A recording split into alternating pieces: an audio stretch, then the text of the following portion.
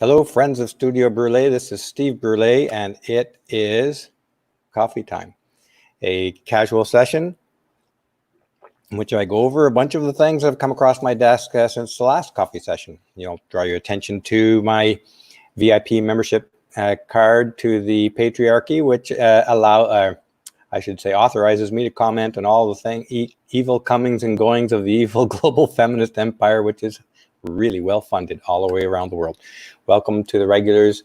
I see in the comment section already Harry Holbrook, the Prit Master Galacticus Jedad. I can't pronounce half of these names.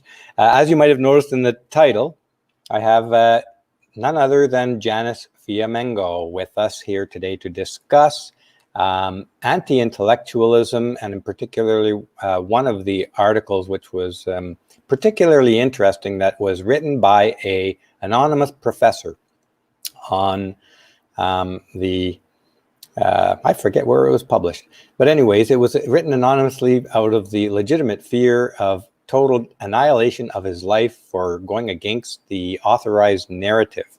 Here, just before I forget, is Janice Fiamengo's VIP club membership card to the patriarchy, which also authorizes her to comment on the evil comings and goings of the well-funded evil global empire of feminism.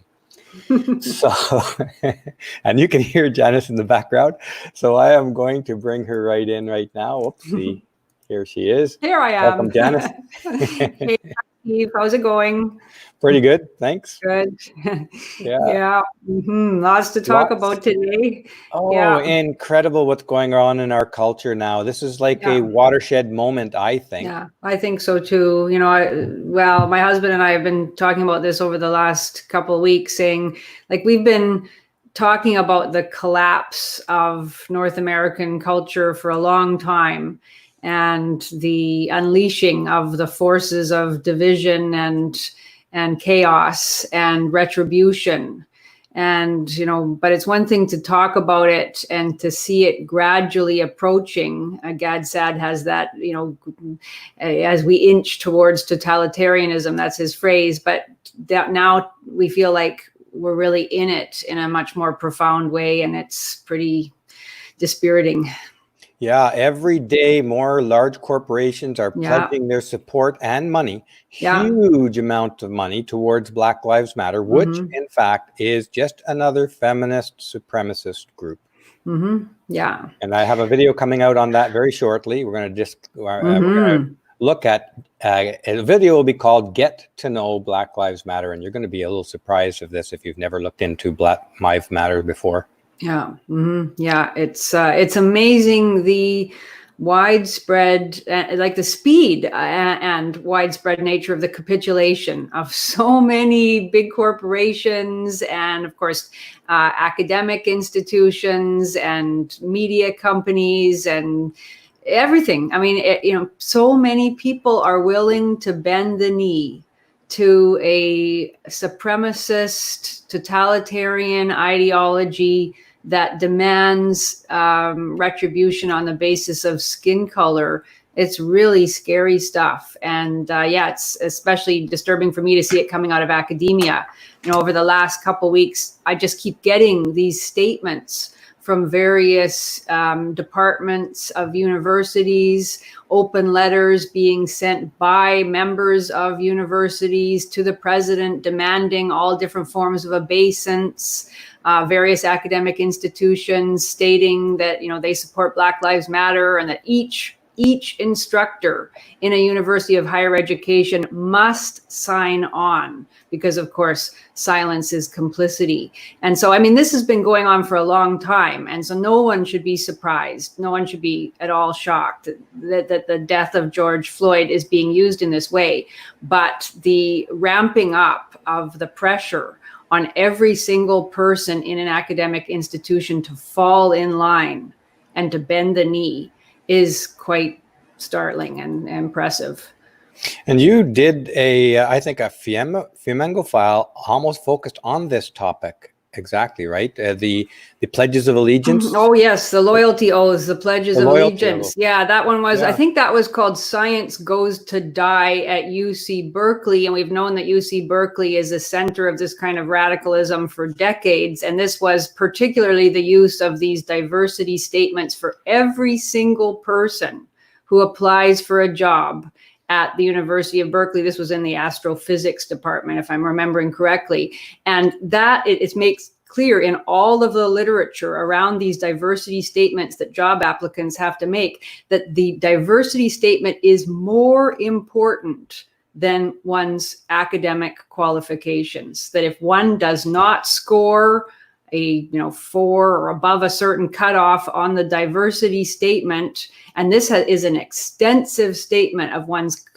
commitment. You can't just say, hey, I believe in treating everybody equally. You can't just say, I'm not a racist. I'm really interested in helping all students do their best. You have to prove that you are committed to the ideology of diversity, equity, and inclusion. And you have to prove it by showing that you've been an activist for years, that you've organized workshops on, anti-colonialism or decolonizing chemistry or, examining white privilege. You have to show that you've been involved in this kind of activism for years, and that you will continue that activism, and that you will undertake your work, and you will look at students and collaborators in your research primarily in terms of skin color and other diversity metrics, not in terms of their ability, and that and commit to the fact that you yourself are being hired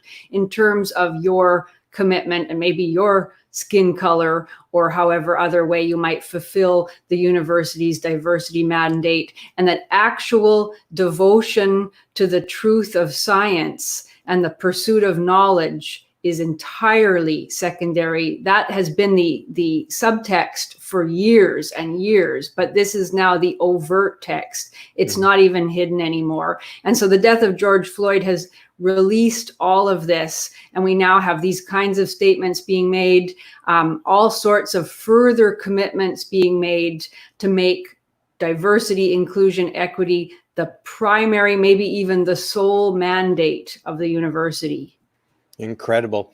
I didn't think I'd see it escalate quite so fast, but since I saw in 1984 the vice president of Dow Chemical come in and tell us all that they're going to preferentially hire and promote women, which we didn't believe could carry on for very long, and get this, the vice president of Dow Chemical was a woman in her 50s at that time. So she got to that position without any need for an affirmative action program. And she came around to the entire Dow Chemical world to inform us that they were going to preferentially promote and hire women and minorities. And since then, I always thought, oh, well, we've reached peak crazy. It's got to come down now. This mountain can't go up forever. But it does. And I keep getting proven wrong in my mind that it can't get crazier. So I cannot say there is a limit to the crazy. No, that's absolutely it, Steve. And you and I have talked about this. My husband and I have talked about this ad nauseum, saying, can it really go much further? And we have optimistic friends who are always saying the tide is turning. People are finally getting fed up. People are finally starting to recognize that you can't deny merit, that is in itself a form of racism, a form of sexism, to hire people, promote people, bring in students, give them scholarships, give people positions on the basis of race or sex. And also that it's really bad in all sorts of ways for excellence, for innovation, just for basic competence in various really fundamental areas of knowledge and endeavor. But we've been saying that for years, and it hasn't stopped. And there is no tide is turning moment. What we see is that, in fact, the tide is rushing forward. It's getting stronger and stronger. It's become a tsunami. And it's amazing. I mean, and we've, just in the field of academia, I did a video years ago, I think one of the first back in 2015, on the destruction of great men of science, great leaders. You know, we Tim had Hunt was included in that. Yeah, Tim Hunt was just the most recent. I think that was 2016. A brilliant, what is he, chemist and biochemist and Biochemist, I think, molecular physiologist or something. I don't even understand what those words mean. You know, this is a guy who won a Nobel Prize, who has contributed to the search for a cure for cancer. You can't get more, you know, cliched than that. This is a great man that you would want to keep around. And yet, for making the mildest of jokes at a science conference or a science journalist, science journalism conference he was attending, and he was at a lunch and he made some completely harmless joke that was then tweeted around the world. And by the time he got on the plane and got back home, he was in South Korea, if I'm remembering correctly. By the time he got back home to England, he had basically been fired from everything, and he's now not even in England anymore. He left. He's in Japan, I think he's in Japan. You know, so that's what happened to him. It was even a feminist speech. You know, he basically said, "I'm an old dinosaur. I always had trouble with women in my labs, but we do need women in science, and women in science are great," whatever that means. You know, I mean, like, why do we, I mean, I would object to the feminism, the knee-jerk gynocentrism of the speech, but, you know, simply because he had made this comment about and it's undeniable that, yes, there are certain problems when you have men and women working together. How can anybody deny that, you know, sexual attraction, romantic interactions do sometimes cause problems in the lab or anywhere, and especially when we have these very stringent rules against what's called sexual harassment. Yes, you know, so he's merely acknowledging that, and yet still celebrating the valiant overcoming of barriers by women in science. And even that wasn't enough. And even, you know, all of the confessions and the apologies and the attempts to make amends that he and his wife engaged in afterwards, none of it was enough to save him from the guillotine. So, and, you know, it goes back to Larry Summers in 2005, getting dismissed from him. This is an esteemed economics expert, getting dismissed from his position as president of Harvard University merely because he said that there were more geniuses, more male geniuses in math than there were women. He never said that women couldn't do math. He never said that there weren't brilliant female mathematicians. He never said that men were generally better at math. He simply said that at the very highest level of genius, there were more men than women. This is an undisputed fact, I believe. And, you know, and that might explain some of the gender disparities at the highest levels of mathematics research. And for that, you know, he got the axe. And you can even go back further. There's a brilliant book by a guy named John Fouquet. He saw this all coming. He wrote a book in 1995 called Moral Panic, Biopolitics Rising, where he talked about professors being drummed out of their positions in the 1980s and early 1990s for, you know, failing to pay appropriate obeisance to the great god of political correctness. So this has been going on for all these years. We've all been too cowardly, really, to do anything about it. And now it's getting to the point where, as this history prof from UC Berkeley points out, one can actually lose one's job. In the old days, it was simply that one risked losing friends and you know, being isolated in one's department. Now it's looking like there could well be a massive purge of any dissenting professors. And we've got here because we were too cowardly. We allowed it to happen. And wow, the result is, it can't be exaggerated how serious it is. No, I can't argue with anything you said there at all. You know, Larry Summers might have been the first high profile. You know, but they've certainly tasted blood. They can take anybody down for the smallest of things today. I want to recognize a couple of comments here. Thank you to Harry Holbrook for a generous contribution to Studio Brûlé. Harry says, great to see you both. Bow to no person or collective. This is the religion of the left is death. That is exactly right. Thank you so much, Harry. That's for sure. And I want to point out to folks here that we're going to go over in some detail the one article that we're discussing, the one that was written anonymously. And there's, if we have time, we'll go over some other things as well. I don't think I put the links in the description yet, but I have half a dozen links for further reading on this topic, and it is a huge topic. We could talk every single day on incidents that are going on around academia. I'm going to acknowledge a couple of other folks here that they've gone up the screen here. Here we go. And we have 21 Studios. That would be Anthony Johnson. Welcome. I believe it's Anthony Johnson. Hey, Anthony. I think so. Hi, Anthony. Thank you so much for your contribution, Anthony. And Anthony is saying, make women great again, which is the topic of one of his conferences coming up in October in Orlando, Florida, I believe, right? Yes. Yeah. And so the speaker list, I don't think has been released yet, so I'm not going to say anything about that. I have some ideas, but anyways, I'll leave that up to Anthony's discretion on revealing these kinds of things. And we have Joseph Massey also. Thank you very much for your generous contributions. And, thank you. Joe says, is Janice familiar with the Poetry Foundation fiasco?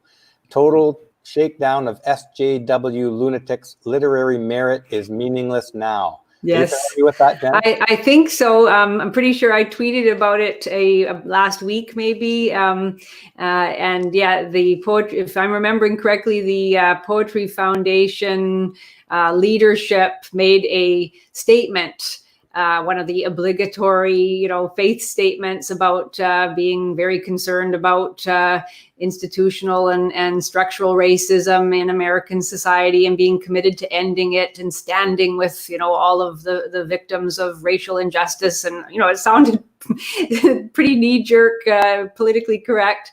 But then they made the fatal error, I think, was that they ended by saying something like, poetry has the power to comfort and uplift. I'm getting it wrong, I'm sure, but something like that. We hope that, people will continue to read poetry and to be uplifted by it. This caused a swift reaction. My God, this was, it was simply not sufficient. It was not sufficiently progressive. It was not sufficiently woke. In fact, it was insulting. They even said it was a kind of violence, or it was a violence. This sort of watery, vague statement was itself violence. And since then, there's been a mass purging of the leadership at the. My God! I mean, it's unbelievable to see. I saw a statement by some librarians that a friend of mine sent me at some library in Australia, where they came out and said, of course, they supported the victims of racial injustice, and they too were outraged at systemic racism, and they stood behind all victims, and they were sorry that they had taken too long to make the statement. So now it's not enough just to make the statement, but the statement has to be sufficiently rigorous, aggressive, and unaccommodating. And it also has to be made very, very quickly, or you have to apologize for being slow as well. Competitive wokeness, eh? Yeah, competitive wokeness in overdrive. It really, I don't know. It's not funny, of course. It absolutely is not funny. But I swear to God, Janice, if I don't laugh sometimes at this stuff, because it is rankly stupid, but they take it so seriously. But I feel that sometimes I just need to laugh about it, because it is, well, sure, it's so insane. It is insane. I absolutely agree with you. You do have to laugh, otherwise, what can one feel? Well, you have a number of options. You either laugh and you take the time, as you often advise people, to do something you love, find sources of joy, take time out, meditate, pray, whatever it happens to be, and because to stay within the world, within the insanity that is gripping so many countries all across the West. To see what's going on in Britain, where their police are not even armed, if I'm correct in that. I don't think they even carry guns. No.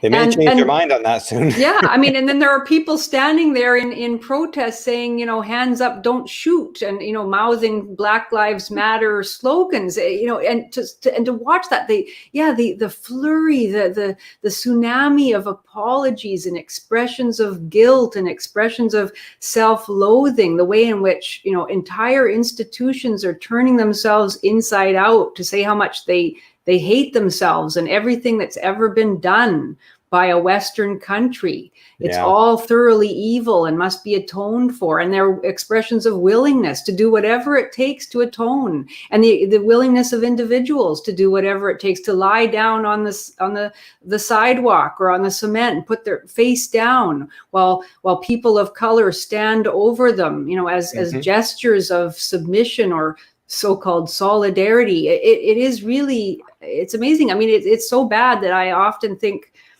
I don't know if I can, really how much longer I can keep on looking at it. Although one of the fundamental requirements of being a citizen in our world, of being a responsible person, is to look at what's going on in your society. But sometimes I just think, I just want to check out. I was actually writing to Joe last night. I want to take up bird watching. I want to do something beautiful, because we are destroying the possibility for any kind of happy, harmonious civic engagement, it seems. And it's overwhelming.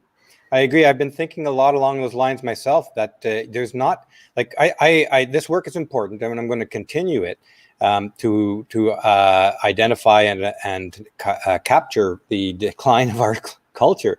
But I think ultimately for men in particular, that checking out is ultimately where your peace and happiness and contentment is going to come in life, I think, as a MGTOW. And I think we can take direction from Buddha. Buddha achieved a contentment by checking out, ultimately, in a sense. At least I take that from it. I want to take this moment here to point out the comment from Political Foolishness here, who says, 100% correct, Janice and Steve, I'm now a non-race in Canada. I always thought I was a person. And this is true, especially as a white male. But it is true of whiteness all around. And feminism have been at this, acclimating the culture to accept this kind of elimination for over 50 years. They're creating the ideological support for it, and they've brainwashed the culture. Now, it's amazing.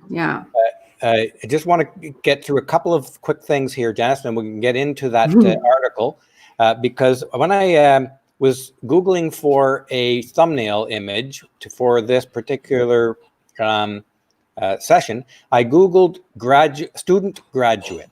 Okay, and I'm going to put a couple of images up on the screen for what Google comes up with as images to the search term student graduate. And I think it'll speak for itself here. Let's have a look. Here you see what Google returns as student graduate, and this would be the first, I don't know, maybe 30, 40 images. And you'll notice here, there's no male faces, certainly not alone. There's one or two that sit in alongside of female faces. There's certainly no white male faces, but it's almost overwhelmingly female and different other races.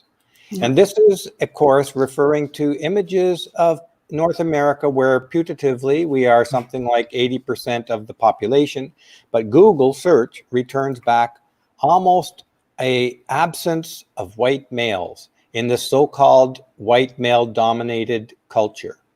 And here is the search term right here, student graduate. So having said that, before we get into the topic again, I wanted to acknowledge another donor, another supporter of Studio Brûlé. I just want to find his comment here.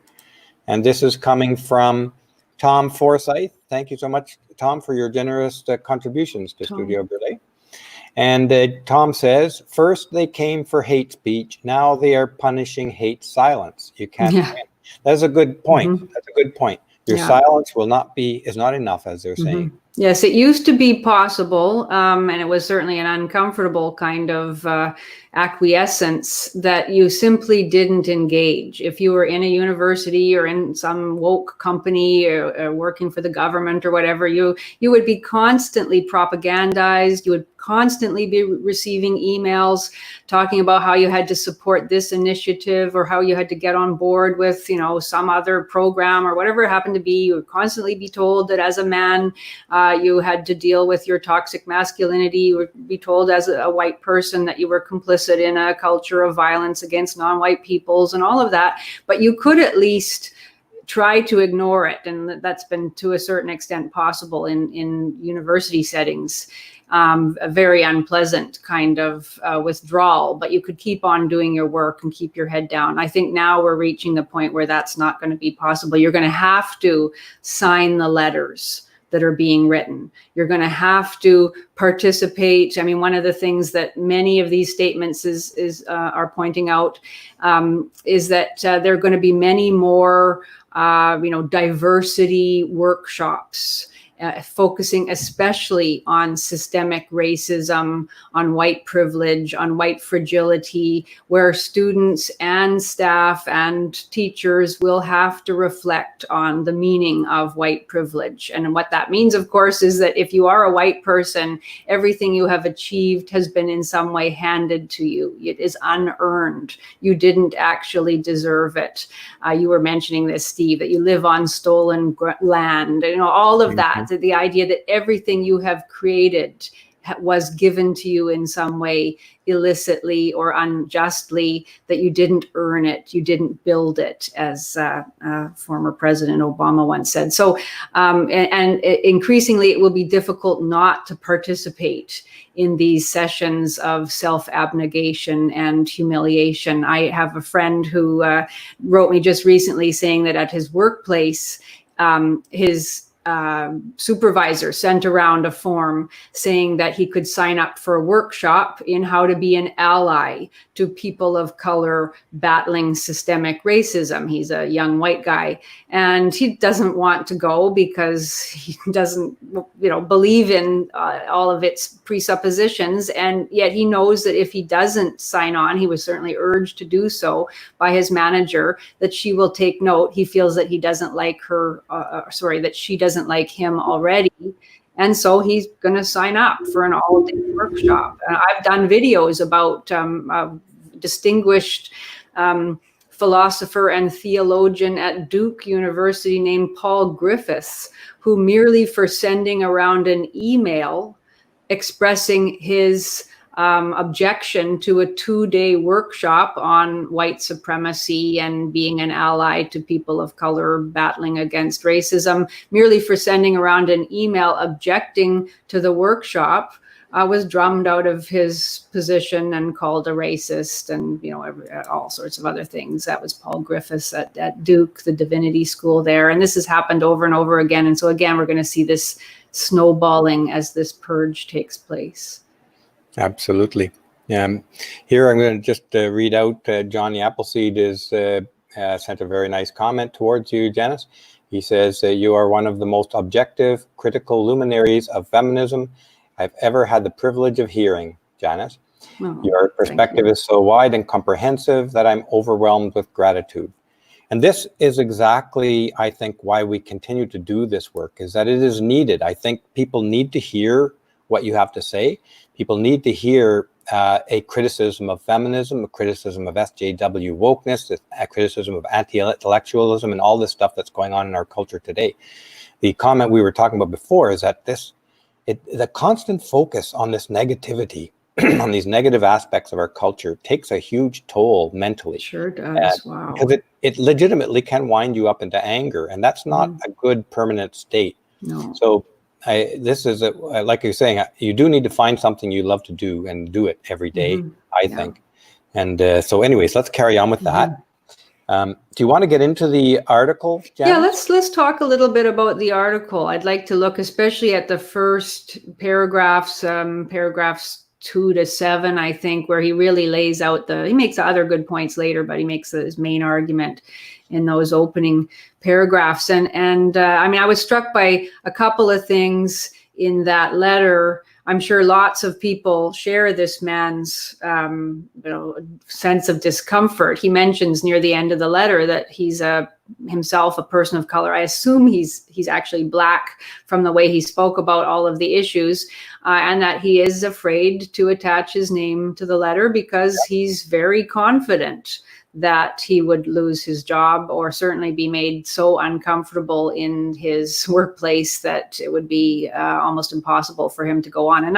And he is not exaggerating. No, absolutely not. And we have profiled many, many people in our series who have either inadvertently or quite consciously stepped over the line of the ever narrowing sphere of politically correct speech and have found themselves the victims of outrage mobs. And so this guy is absolutely right that it has now become impossible to dissent from this orthodoxy. And it is the BLM orthodoxy. It is a vicious, punitive identity politics ideology.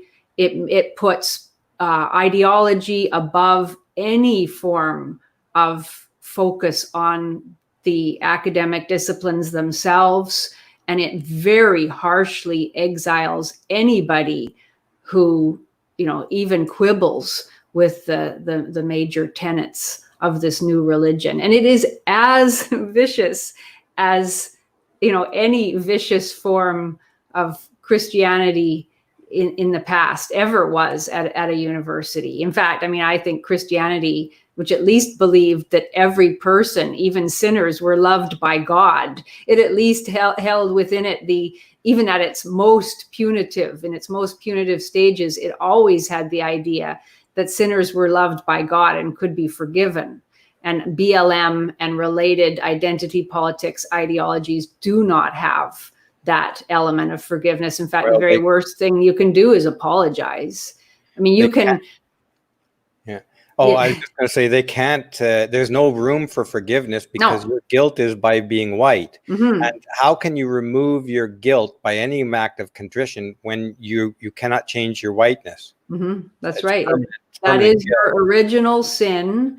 And it can only be atoned for. It can never be fully atoned. It can never be expiated. So all you can do is continue to apologize. And there will always be further things that you have to assent to, further depths of humiliation, further concessions that have to be made.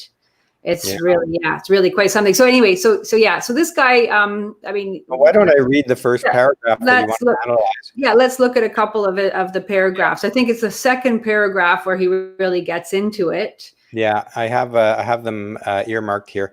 He does get to the point where he says that not only be I think I've got static going on here. Not only would be fired from his job, but blackballed from all of academia for life. Oh, yes. A good point. Yeah. Excellent point, Steve. And again, he is not exaggerating. No, he is not, because this is a relatively small world. Already. We've seen it. Oh, I know. I have heard from at least dozens, maybe hundreds of people who have had this happen. I had an email just 2 days ago from a man whose career was dogged by, claims, first of all, just simply not interest, because he was a white man doing fairly traditional kinds of academic work. But then, as soon as it was perceived that he dissented from the Orthodox religion, that spreads everywhere. So yes, you are not only persona non grata at your own institution. These people speak to one another at conferences. They're all on Twitter. They love Twitter mobbing. That's where they get that is an exhilarating thing for these vicious apostles of the new religion. And they will dog you, and they will make sure that you never get another position. So not just in academia, anywhere in society. Mm-hmm. They will have a hard time getting a job flipping hamburgers. They will be so viciously attacked as an unacceptable human being. Oh yes, they believe it is righteous to contact any employer that you might have in order to make sure that you don't have any work at all, because they think you're a danger to society, that your very existence imperils Black lives. That's their rhetoric. Oh yeah. Here is Billy Utz. Thank you so much for your contribution. Support of Studio Billy. And Billy says, Rebel Wisdom has a video on the Blue Church ideology. I don't know what that is, but perhaps it'll come across our way at some point. We should probably address some of this. Okay, let's look at the article. Yeah. Out of time. Yeah, so okay. Read the first paragraph. It's a little bit long, but and then you can comment on it. Janice, what do you think? Yeah, sure. In your recent departmental emails, read from the top with me, folks, you mentioned our pledge to diversity, but I am increasingly alarmed by the absence of diversity of opinion on the topic of the recent protests and our community response to them. In the extended links and resources you provided, I could not find a single instance of substantial counterargument or alternative narrative to explain the underrepresentation of Black individuals in academia or the overrepresentation in the criminal justice system. The explanation provided in your documentation, to the near exclusion of all others, is univariate. The problems of the Black community are caused by whites, or when whites are not physically present, by the infiltration of white supremacy and white systemic racism into American brains, souls, and institutions. Can you just go to the next paragraph too, Steve? Because he extends that. I think it's a shorter paragraph, might be worth reading as well. Sure. Okay, let's read the second paragraph. Let's read that one too. And reading from the top with me. Many cogent objections to this thesis have been raised by sober voices, including from within the Black community itself, such as Thomas Sowell and Wilfred Riley. Well worth following those guys, by the way. These people are not racists or Uncle Toms. They are intelligent scholars who reject a narrative that strips Black people of agency and systematically externalizes the problems of the Black community onto others. Their view is entirely absent from the departmental and UCB-wide communiques. And UCB, of course, is the University of California at Berkeley. And so he is talking about statements that his department, the history department, is making, along with plans to how to address systemic racism and the lack of representation of Blacks in the Department of History and in various academic disciplines.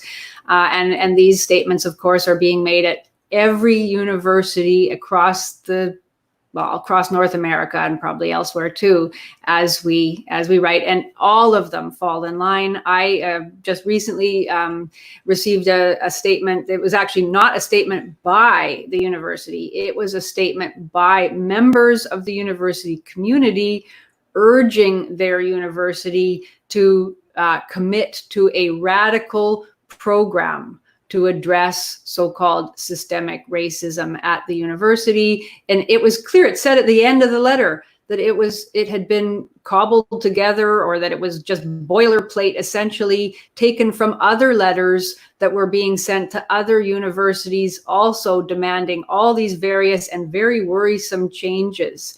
And, these are, and it's to some extent, all of these so-called necessary changes, they're already in place. Like the universities already have diversity hiring protocols. As you yourself said, they've been going on for decades. They already have protocols to support students from disadvantaged groups. They already have special scholarships for these students. They already have workshops and programs to address systemic racism. So all of this is going to mean really just a ramping up of the excoriation, especially of white men, and a continuing of what I have always found to be an outrageous instance of discrimination against white men. This has been going on, since the 1990s at least. Well, you saw it at 1984, I think, is when it started. I don't know when it came to academia. It may have come then. Certainly, very soon after that. I can actually speak to this because sorry to interrupt you there, but it's important because in 1986, I was invited back to my alma mater to speak to the graduating class in chemistry. And the dean of the Department of Chemistry was the guy who invited me there, and we spoke and spent some of the afternoon together. And he was at that time, he was trying to feel me out. I could tell that what I thought about the issue, because he was being pressured to hire inferior professors to the department, female professors at that time. Yeah. And he was quite concerned about this because there were a lot of that. If you remember, after 1982, there was a bit of a depression. Long time. It was quite long. It was very hard for people to find jobs in positions in universities and so on. And they were forced to overlook scores of top chemists from around the world in order to prop up their female professorship. Yeah. He was quite concerned about it. That was 1986, Janice. Okay, 2 years after the affirmative action laws came into place. Okay, so it started then. It certainly was in high gear when I was first hired in 1999. My first job, I was on 2 short lists for interviews, short lists of 4 people. So that was 8 people in total. Not a single one was a white man. And that was in 1999. I was hired at the University of Saskatchewan. At that point, that was a little window of hiring. There had been an incredible drought for years before that. But starting in about 1997, 98, there was a period of hiring. And when I was at the University of Saskatchewan, we hired into 5 or 6 positions. And it was full on diversity. And it broke my heart.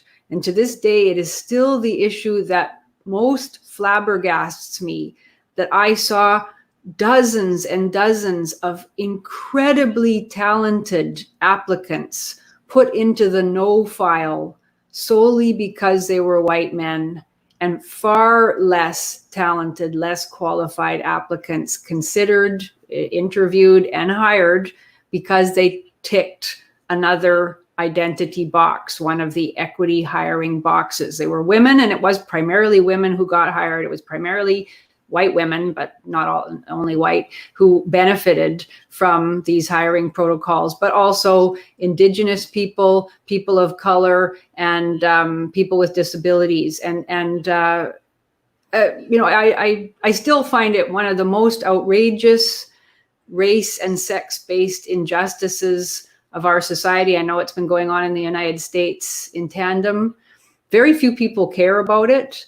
I tweeted about it just yesterday, and somebody immediately contradicted me and said, this never happens. They said, you don't know what you're talking about. This never happens. White men are never passed over. In fact, let me give you an example on that exact thing. Since the 1984 proclamation of the female vice president of Dow Chemical, after that point, given, and keep this in mind, in the engineering departments that they hire from, it's 95% plus male, especially at that time. But the hiring percentage was at least 50% female. So, and I'll guarantee you that the tops of all of those classes, all of those engineering classes, all those science classes, they're all male at the top of that class. But the hires are 50% minimum females. So there's no way that didn't happen. And I mean, they're even saying they're going to do it. So, I mean, why do I even need the proof? They're not hiding it. They're advertising their wokeness. They're advertising that they're seeking to discriminate. So we don't even need to prove it. They're telling us, admitting it. Yeah. It's confession. Yeah. And so that's been going on since the 1980s, went into overdrive in the late 1990s. It's been going steadily ever since. And now we have all of these statements that it will continue. And get worse.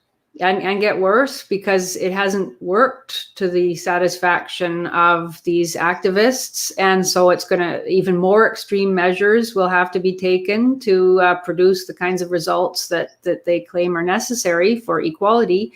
And I mean, putting aside the whole issue of whether this is good for the sciences, whether this is good for the university, whether this is good for society in general, obviously it can't be if you're not hiring based on merit. It's outrageous. But I find it just astounding. The disenfranchisement of at least 2 generations of people based on their skin color and their sex. I don't know. I mean, I find it astounding. It's quite terrible. a white supremacist patriarchal culture. What kind of white supremacist patriarchal culture would put up with that? Even for a decade, let alone decade upon decade upon decade, and still feeling guilty and still being willing to apologize, still being willing to do more. And I mean, a lot of men just don't care, I guess. They'll do something. They don't want to complain. When they do, if they do complain, they're met with disbelief and ridicule. They're told that they're privileged and they should just shut up and they should listen, to the experiences of marginalized people. I mean, I'm astounded that that demographic has been so patient under it all and has expressed so little resentment and rage, really. But be an hour. It wouldn't last an hour if there was a real white supremacy movement. Well, yeah, I mean, clearly not. And Janice, I want to give you a chance to respond to this fellow's question here. Yeah, he asked it, and the reason I want to give you the reason I want to get you a chance, it's not because because I want to embarrass you at all, not at all. I'm not embarrassed. But I'm wondering, and I think it's a legitimate question. Like, how can you ever, but how can you ever walk away from under that cloud, that suspicion that you're? I'm not saying that you didn't deserve your job. I can from knowing you personally, knowing your work, I have no doubt that you 100% earned your position. But the very fact that all of this is going on puts a cloud over everybody like you. Everybody like you. But it doesn't put a cloud over white men, because you should know that if you got a job as a white man, there must be something extremely unusually brilliant about you. You have to be. Yes, but what about for years? Let me just say that for years, and probably still to this day, but I mean, I'm retired now, for years, whenever a white man was hired anywhere across the university, and all the universities have their so-called equity programs written down and clearly stated that they should attempt to increase the numbers of women, people of color, etc., Indigenous, and so on. Any university that hired a white man into a position would have to justify that hiring to the dean or the higher up, usually the dean of the faculty.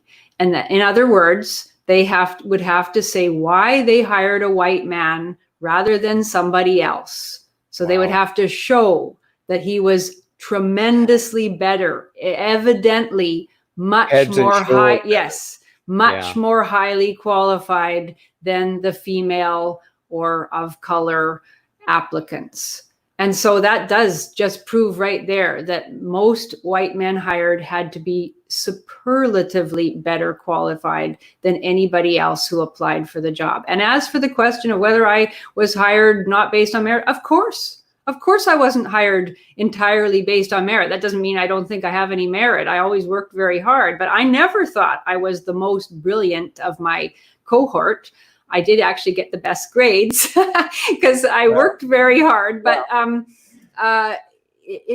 there was no question of a fair competition. I knew many people who graduated with me who were at least equally bright and equally qualified in terms of publications and, PhD and all that kind of thing. And they just simply did not get a look in because they were white men. And so one can never know.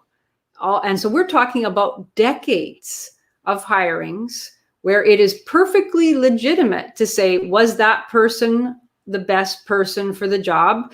And that person herself, or possibly himself, will never know. And what happens certainly in the case, I think, with a lot of female academics, is that they are hired into a highly competitive environment usually people are very kind about it. You know, they may actually themselves recognize that this person was not the best for the job, but they think, well, that wasn't her fault, you know, but we hired her because we were looking to increase the number of women in the department. So she usually doesn't face a lot of discrimination, but she may feel something. And then she also has her own doubts about it. And then if she doesn't do as well as some of her colleagues, she has resentment. She has the imposter syndrome that many women have, both legitimately and perhaps illegitimately. And all of that creates an environment where this new hire is probably more likely than not to start imagining herself discriminated against. So it's a perfect vicious circle.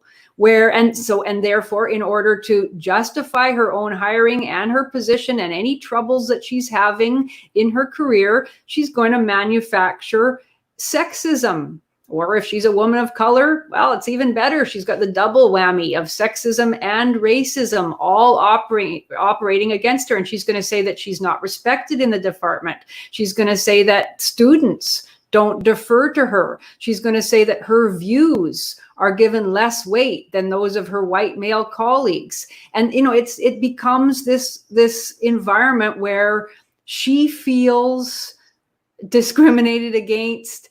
Others feel resentful of her for a variety of reasons. There's all sorts of bad faith, tension, misunderstanding, you know, miscommunication, and it's a recipe for disaster. And people will say, well, so what started as a good faith effort to improve things ends up having all these unintended consequences, although I don't even buy that it's a good faith effort. If it were a good faith effort, we would say, okay, from now on, we don't, I don't even know what we'd say. Well, we'd just say we hire the best person.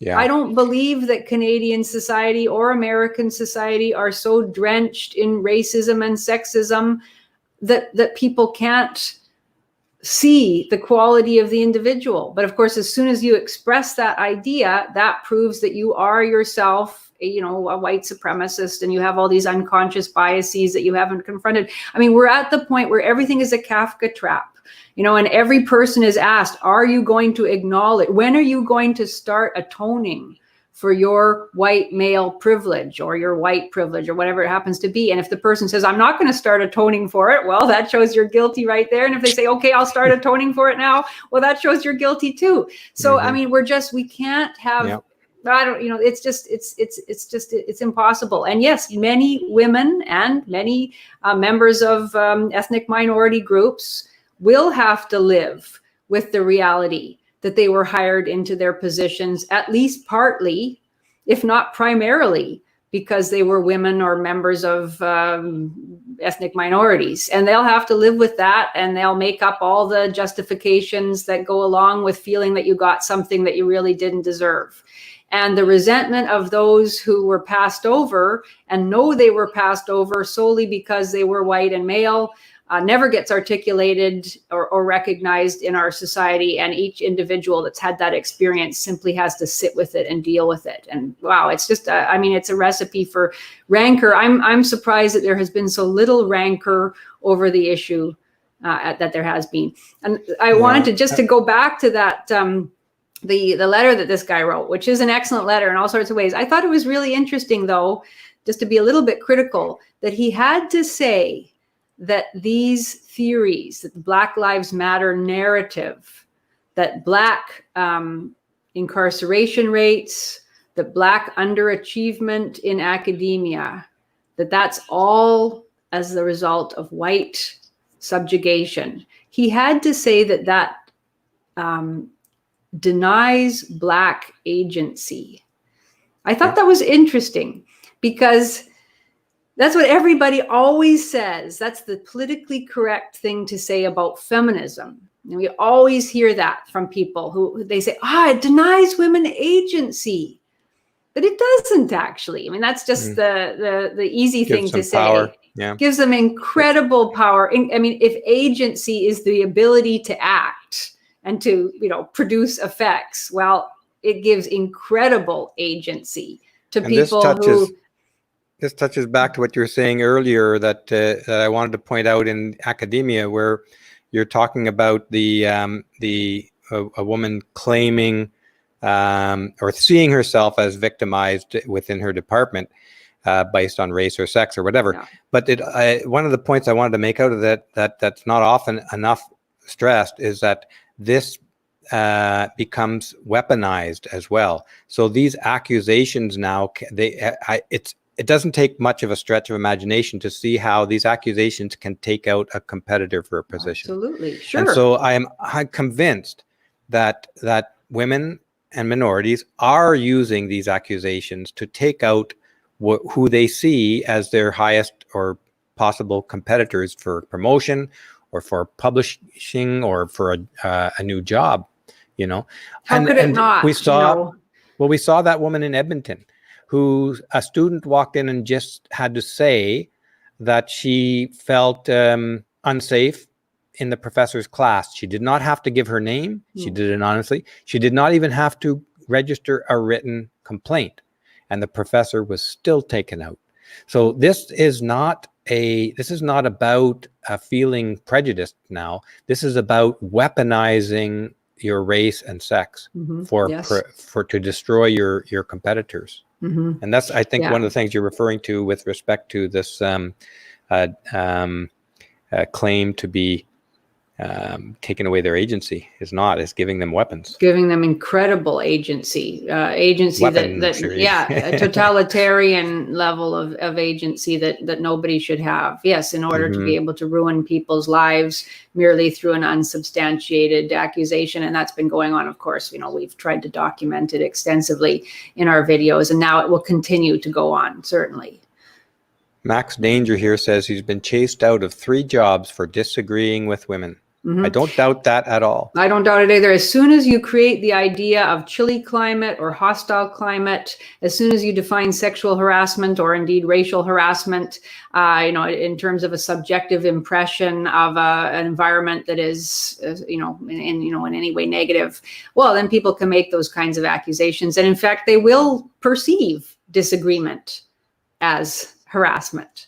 I mean, legitimately, many of these claims they're not lies, they're not conscious manipulation. These people, in many cases, actually believe that what they're saying is true.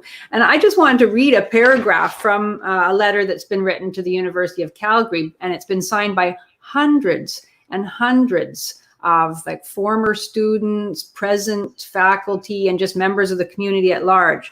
They are, calling on the University of Calgary. And for anybody that doesn't know, this is Calgary. Is this online, this letter? I don't know. I'm not sure. I don't think it is. Somebody sent it to me because it was sent to him. He lives in Calgary and is an alumnus of the university. But this is just classic. I'm sure versions of this letter have been sent to dozens, if not hundreds, of universities across North America. So it's calling on the university. Calgary is a small town, relatively small city in Alberta in Canada. It's calling on the university to condemn racism, whatever that means. I mean, what kind of authority does the university have to condemn racism in the society? And of course, to put into place a plan to combat it. And by racism, of course, they mean any inequalities in the representation of students or faculty. So their plan must detail how the university will address police brutality and anti-Black and anti-Indigenous racism in scholarly and outreach activities. So in other words, that means that in the scholarship that instructors do, they are going to have to show how activism against anti-Black and anti-Indigenous racism is a part of their scholarship. It's also going to have to be shown in all of their outreach to students, as well as how the school will address these issues of racism and social inequities more broadly. So this is a very clear statement that everything the university does from this point on is going to have to engage with so-called systemic racism.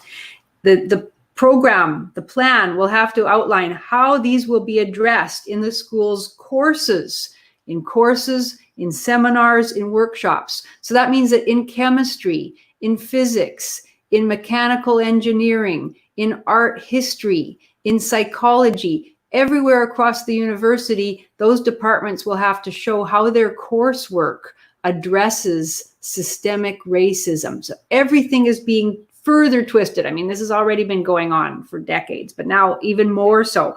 How this will be addressed in the hiring of faculty and staff, in admission of students and retention, in treatment of students, and in the day-to-day operation of the university. So it means exactly what you've just been saying, Steve, except that even more overtly, any student who makes a complaint about his or her professor, about a bad grade that he or she got, about another student, all of that will have to be taken even more seriously than it already is. And we already see it happening at UBC, for instance, where white men make up about 1/6 of the student body. The president of the university has already, condemned white supremacism and has committed the University of British Columbia to addressing it. There's already been an incident where a student of color tried to enter a building. And of course, all these buildings are still sort of under lockdown or partial lockdown as a result of the coronavirus. He tried to enter a building and he was kept out by the security guard.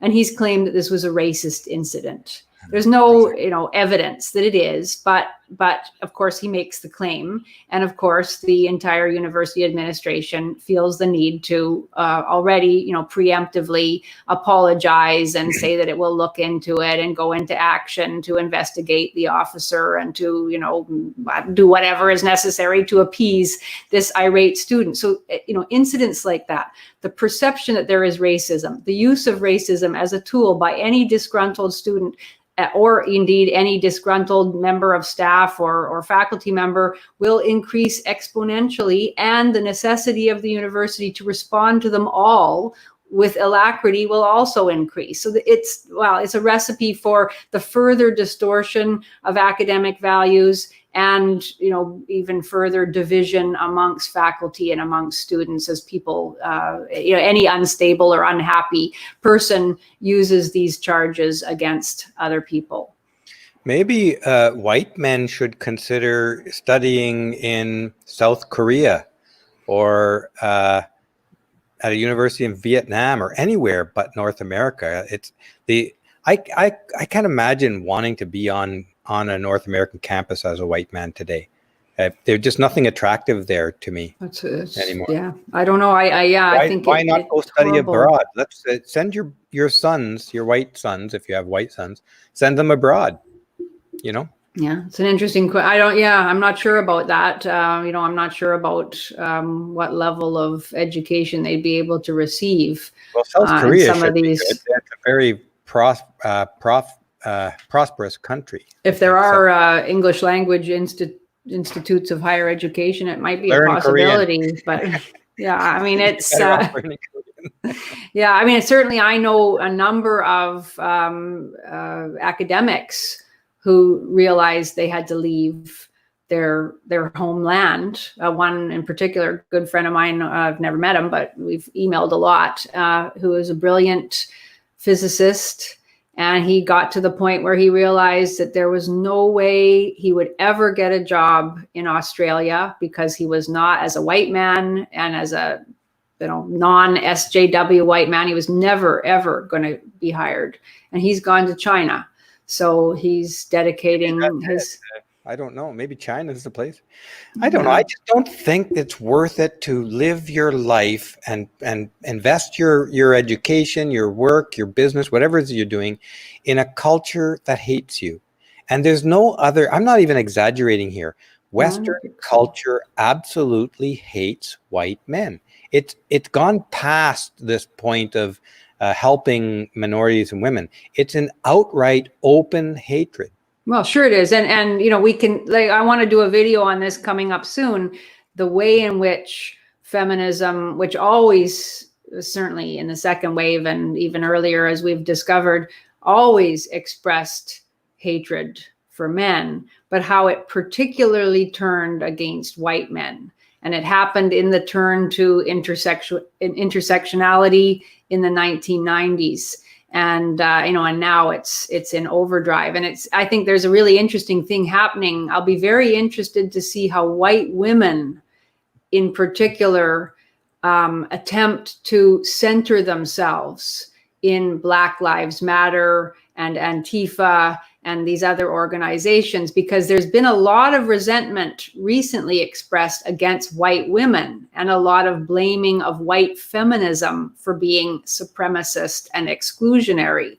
So white feminists are starting to feel quite nervous that their position in the hierarchy at the top or near the top is really vulnerable now. So I'll be very interested to see if what they do is to turn even more aggressively against white men. And that's certainly what they've done since the 1990s, is to show their allegiance to the feminist ideology by selling out white men in particular, and therefore purchasing their own righteousness. And it's just awful. And what it means is that white men are hated on ever more viciously. I don't think it can be it can be exaggerated the degree to which that is going on. And Michael Keller says here he's a male and a native of Switzerland, and he got told that he doesn't get a job due to these 3 points more often than I can count. I'm not sure which 3 points he's talking about. White male, and a Swiss native. And a Swiss native. Okay. Yeah. Okay. On those 3 points. Yes. Yeah. White male, Swiss native. Janice, I forgot my question. I had a follow-up question there for you, but I've forgotten it. Let's carry on then. And should we go on to the next paragraph of this?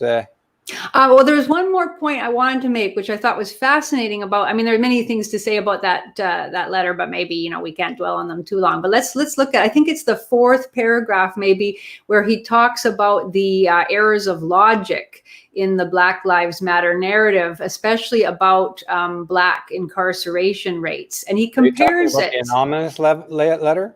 Are you talking about I'm talking about the okay, so I do have the paragraph here. I have the paragraph. So you're talking about the 4th paragraph, right? Yeah. Mm-hmm. He says. Let's read it out for them so the audience will know what we're talking about here. Is this the paragraph you're referring to? Yeah, that's it. Mm-hmm. Okay. A counter narrative exists. If you have time, please consider examining some of the documents I attach at the end of this email. Overwhelmingly, the reasoning provided by BLM and allies is either primarily anecdotal, as in the case of the bulk of, I'm not sure who that person is, undeniably moving article. I haven't read that article, apparently, or I may have and not know the name. Or it is transparently motivated. As an example of the latter problem, consider the proportion of Black incarcerated Americans. This proportion is often used to characterize the criminal justice system as anti-Black. However, if we use the precise same methodology, we would have to conclude that the criminal justice system is even more anti-male than it is anti-Black. This is the paragraph you were referring to? Yeah, and then just go to the next paragraph too, just the top. I think he has a couple more sentences here about that same. We would characterize criminal justice as a systematically misandrist conspiracy against innocent Afro-American men. Would we? Yes. I hope you see that this type of reasoning is flawed and requires a significant suspension of our rational faculties. Yeah, and it goes on. But I mean, I thought this was really so interesting and unfortunate in some ways, because as we know, from looking at the serious scholarly research of somebody like Sonja Starr in the Faculty of Law at the University of Michigan, who has done a study of incarceration rates and has found that men are 63% more likely than women to be incarcerated for the same crimes. And she did an extensive meta-analysis of criminality and found that indeed the criminal justice system is biased against men. And so it's too bad that, obviously he hasn't done any of that research. And so he thinks this is an obvious case of showing the logic of Black Lives Matter to be wrong by pointing out that men are incarcerated at much higher rates than women. And of course, what you have to do in that kind of work is really look at the types of crimes that are being committed, the degree of severity of the crimes, and how criminals are treated within the criminal justice system. And, this woman found that, men were far less likely to be able to plea deal. They were far more likely than women to be arrested in the first place. They were far more likely than women to be charged at all. They were far more likely to be convicted, and they were far more likely to be given serious prison time than women. Women were less likely to be charged at all. And if they were charged, they were far more likely to be able to, have some kind of plea bargain. And so it is true that the criminal justice system is biased against men in general. And this has been one of the reasons why I have felt hesitant to take on the topic of race in a lot of our videos and discussions, because it seems to me that the real issue in our society is hatred against men generally. Yeah. And I have felt that there is a lot of hatred against white men in particular. And I haven't wanted to really foreground that, because I have always hoped that men would unite together and would recognize that racism against non-whites is not the primary divisive issue in North American society, but that feminist derision of men, contempt for men, slandering of men, that those are the real issues that we need to face. And in fact, I believe, and I'm not an expert in this at all, but I believe that a lot of the problems that Black men face in their communities are problems of feminism. And they are problems that men's rights activists have talked about for years. Fatherlessness, men being expelled from the home, men not being able to parent, men growing up without any proper role models.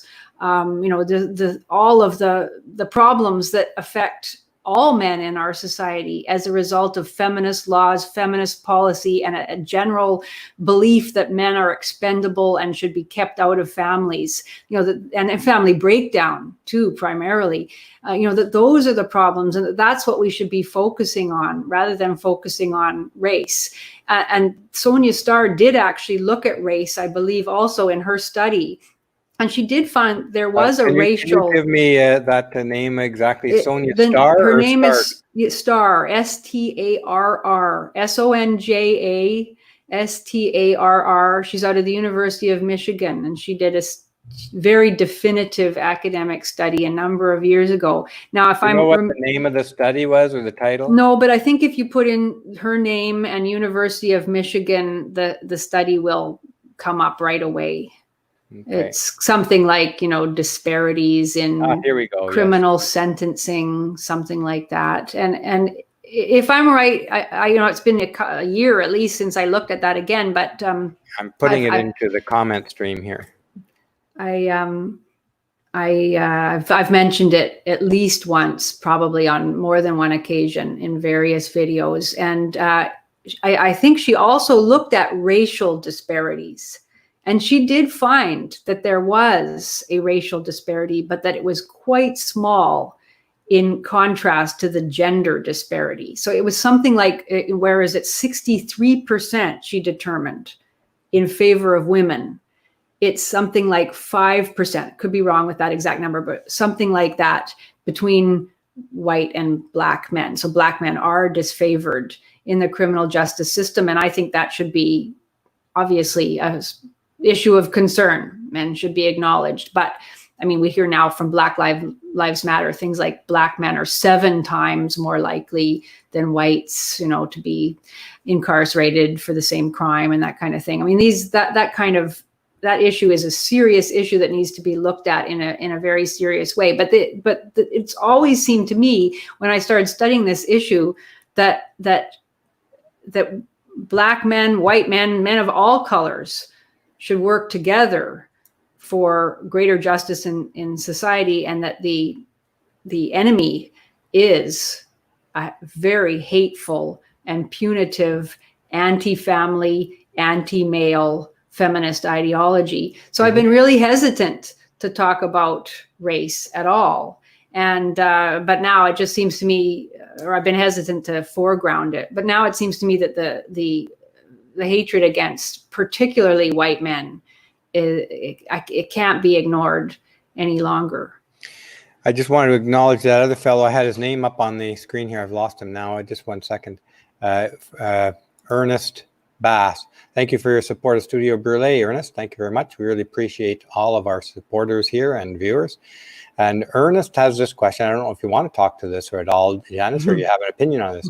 Will women realize they are digging their own grave? Well, the first part of it, are they digging their own grave? Well, women are benefiting quite a lot from this feminist thing. Yeah. Well, certainly you can say that families have been harmed, and ultimately women are harmed when men are harmed, because a good society is a society where men and women work together to make the society work. So ultimately, yes, I believe women are being harmed. Every study that's done finds that women are less happy now than they were at the beginning of the second wave feminist movement. Starting in the 1970s, women's sense of life satisfaction went down, their happiness levels went down, even though they think they are better off now, and certainly they have more economic opportunities. They don't feel happy. So there's a lot of stuff going on there that isn't good for women, and that's a whole other topic of conversation. But do they realize it? I don't think so. I mean, I think the problem is that once a victim ideology takes hold in a society, which we're certainly seeing in our society, the seductiveness of that, it's like taking a drug, I think. And just like as with the drug, you know that you're actually harming yourself the more you do that drug. In fact, you can kill yourself with a lot of drugs, and people don't stop because the withdrawal is so difficult and the high is so wonderful. I think it's the same thing, with the victim ideology. Even though it's destroying our society, and even though it is not doing any good for the individuals who in some ways profit by it, the women who profit by it, but who are also harmed by it, just as some Black leaders profit from Black Lives Matter ideology, but are also ultimately harmed by it. The Black community as a whole is harmed by a victim ideology. Still, it's very difficult to give it up. Very, very difficult. Do the leaders who are profiting by this care if their community is harmed? I don't think so. No, of course not. Of course they don't. No politicians do. I mean, that's the thing that I have come to see, is that there is nothing that most, like 98% of politicians won't agree to, won't enthusiastically endorse, no matter how damaging it is for their communities, if it advances them, if it helps them over the next 4 years or whatever. I don't think most people care. Most people are fundamentally selfish and interested in their own, at least people who go into politics, people who are attracted to positions of power. They're interested in themselves and advancing their own interests. So, yeah. Yeah, on the topic of happiness, whether women are more happy or less happy and stuff like that now. Some time ago, I got exposed to this idea that people come together when there's a common enemy, and they experience a common struggle a real struggle, a struggle that really means if they don't come together, they seriously suffer. Not this fake feminist suffering, but real suffering. That often people have fond memories of those difficult times, and they describe those times as almost the happiest times of their lives. And I'm almost wondering whether, in order for people to be happiest, as if you want women and men to cooperate together, we need to attach their future, their possibility for a good future, to one another's, so that both will actually the well-being of one. Yes, the well-being of one should impact on the well-being of the other, and that would be the way to unite men and women and to encourage cooperation. And certainly, and right now, when we have a state that has stepped in and says, "Hey, I can provide for you. You don't need a man. You can kick out that husband who's irritating to you now." And they're incentivized to do that. Of course, absolutely. You want to get him out. All you do is you make a claim of abuse and you divorce him. You can have everything. You can have at least half of his assets. You can have total control of the children. You don't even have to see him. You can say he's a threat, makes you scared. And You can keep them. public sympathy, or be praised as a powerful, independent woman. Absolutely. It's all Get positive. applause. All Yeah. positives. Yeah. So we're in a situation where there is incentivizing of the breakup of families. There's the incentivizing of hatred and resentment against men, unfortunately against white men in particular now. And it's, I mean, we thought maybe, if something really bad occurred in the world, it might realign things. It might make people forget identity politics. We had the coronavirus pandemic. And what did we see within the first couple of weeks? Article after article after article by women saying that women were hardest hit, even though men were dying in much higher numbers. That to me quashed any faint hope I had at that point that any sort of even an external threat like the virus, which seemed, it was hyped and we were all scared in those early weeks when it was starting to spread around the world. That quashed any faint hope I had that kind of an external threat is going to overcome the hatred of men and the glorying in a sense of their own victimization that women have. I feel right now that there's almost nothing that could happen now. In the state we're in, that would change the incredible power of victim ideology. So, I think I should go, Steve. I've been talking for a long time, and I actually have to go out. It's been much longer than I thought. All right, I'll let you go. I'm going to forever. Let's just drop it at that. There's a bunch more stuff here, but like you say, it can go on forever. I want to thank everybody. Yeah, for sure. Thank you, everybody, for joining us today, and look for Studio Brûlé, Coffee with Steve, and another session soon. Janice, what's on the horizon for the Fiamengo file? Well, particularly that video that I talked about. I want to really get into intersectional feminism and how what started as a movement of women united against men became a lot more complicated with a lot more various intersectional victim identities, and the disastrous, and how that actually worked to splinter men into identity groups and to make white men the particular hated group, and to offer other men, gay men, men of various ethnic minority identities, various types of men, to offer them that they would get a kind of pass, that they would be exempt from the primary blaming and hatred if they joined the feminist struggle against the common enemy of white men. It did not exempt them.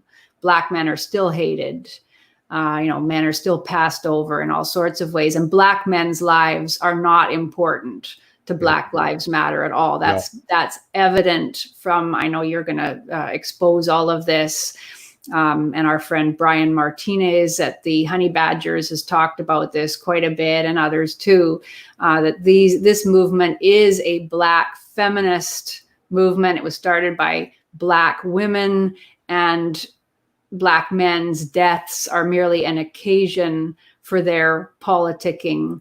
This is not really about saving the lives of Black men. I mean, 8,708 men were killed, Black men. Well, maybe not, maybe those weren't all men, but most of them were killed in homicides.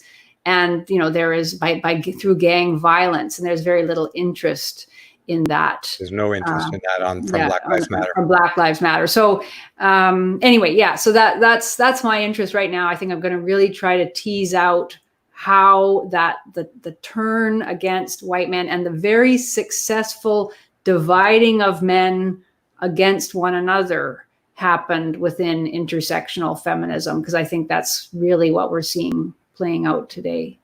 Yeah.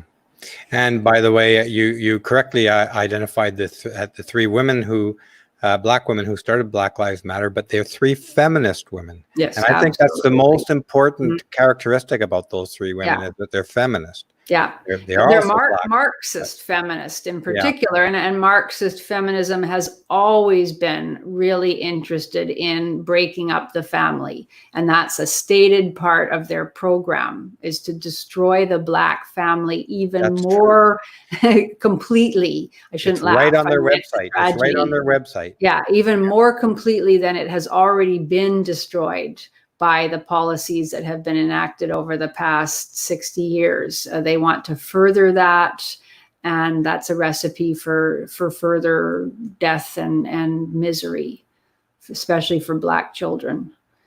So yeah, it's pretty incredible. But yeah, we'll talk more.